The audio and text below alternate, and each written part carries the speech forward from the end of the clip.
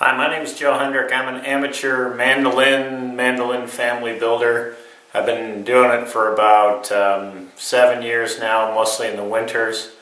I'm in the process of building a set of mandolin family instruments, mandolin, mandola, octave mandolin, and I'm currently working on a Mando Cello.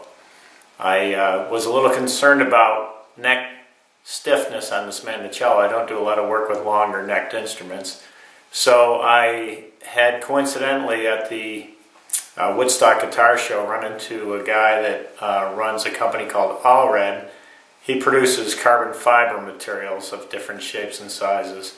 And he had a material called the D tube, which is like a D laying sideways, which I'll show you in a minute, that goes in the neck and eliminates the truss rod. And it also gives you some added acoustic value, which I'm yet to explore when I put this in the Mando Cello. So I'll give you a quick look at what I've built so far, and then I will take you down in my basement and show you. I'm not going to run the router, because if you don't know how to run a router by now, then you shouldn't be trying to do this. But I'll show you the setup that I did for cutting the channel for this in the neck blank, and I'll show you where I'm with the Mando Cello. So here's a octave mandolin that I just got done doing this fall.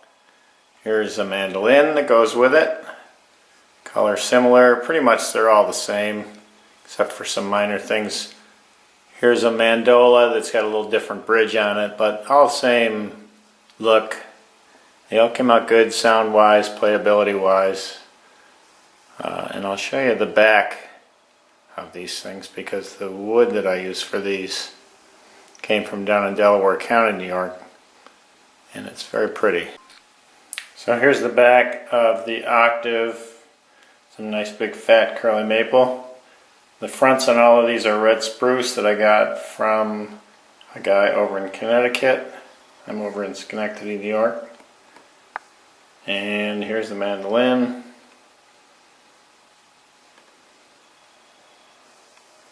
And here's the Mando Cello, or excuse me, the mandola.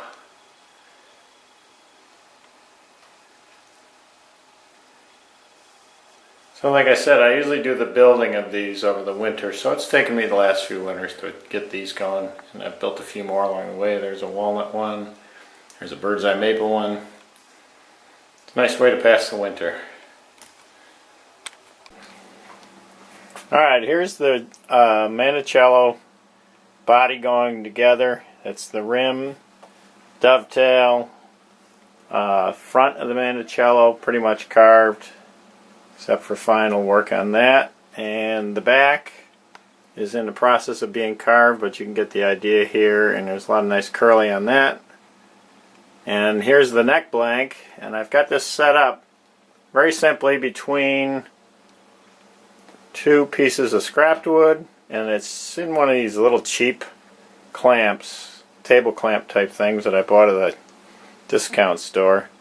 It works nice for long stuff like this, and I'm in the process of using this router with a 3/4 inch core box cutter, which you can get just about any place, and that'll give you that nice semicircular depth of cut. And all I did to set this up was set this fence the distance away, the radius away from the center of the core box cutter. So I think it was 3 1/16 on both sides. So there's just a channel for that router to run down through, and I just increased the depth of cut. I don't take this cut, I think I've got about 3 passes in already, and I still got about 3 more to go. But the point is, don't try to hog off all that maple if you're doing a maple neck, because even with small cuts you still burn. And then I'm going to cut down the ends with a couple of chisels and square that off. I've seen a couple other luthiers actually shape the piece of carbon fiber, which is what this is. And here's the D tube, so you can see why they call it the D tube. But it lays flat in the face of the neck underneath the fretboard, and it's hollow. So it's pretty cool. It comes in 16-inch length. I think it comes in a longer length too. I'm not sure. Can't remember. I'll put the website up underneath the film too.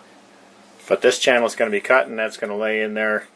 I cut a blank just to experiment a little bit out of pine. And that piece I did square up on the end, and you can see, I don't know if you can pick up the word nut there. I'm just probably a 1/16 away from where the nut's going to lie.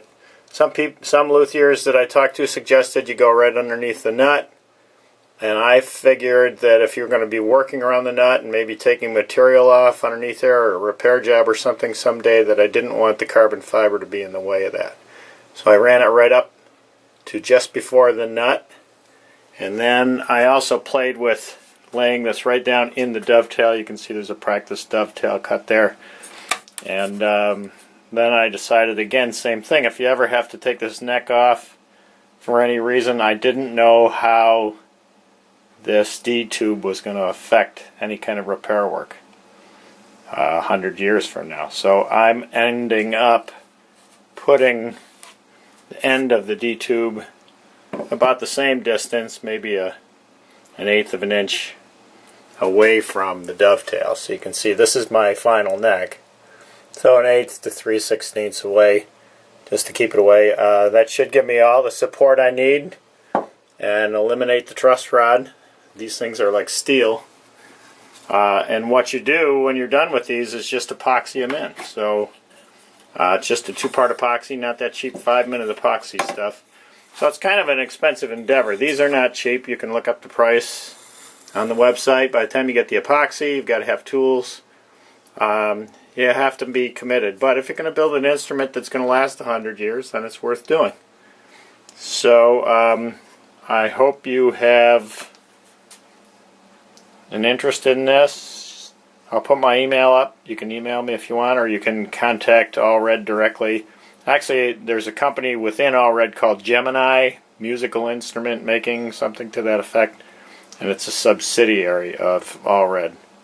But if you Google Allred, you'll get to the site and be able to see. And there's some other luthiers information up there where one guy's used a bass fiddle repair for an example, another guy's done a guitar. So pretty cool stuff. And like I say, there's no point in running the router. All I'm going to do is run it down that channel, and it just makes a lot of noise and dust. So I think you get the idea. Thanks for watching.